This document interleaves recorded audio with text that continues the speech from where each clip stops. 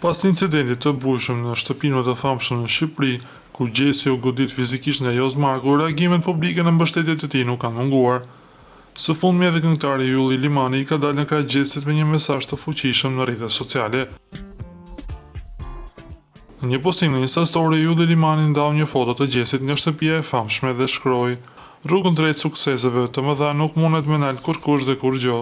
Me ty, Gjest", duke shoqëruar me një zemër të kuqe. Ky gest vjen si një shenjë solidariteti jo vetëm ndaj një personi që po kalon një moment të vështirë publik, por edhe si një qendrim kundër çdo forme dhunë në formate televizive. Mbështetja për Gjesin tashmë ka tejkaluar dhe kufit shqiptar, duke përfshirë figura publike, fansat dhe qytetarë të zakonshëm që po shprehin hapur indignaten e tyre për incidentin.